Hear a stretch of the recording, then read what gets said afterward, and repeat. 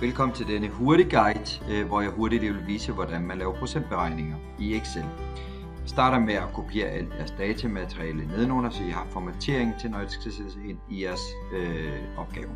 Derefter går jeg over og ændrer titlen på tabellen, så der kommer til at stå andele, så det passer til det I laver, eller i procent kunne man også skrive.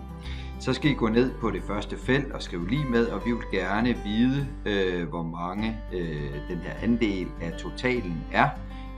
Og så sætter man lige et dollartegn inden for en H'et i det her tilfælde, fordi så kan jeg blive i kolonnen og trække nedad.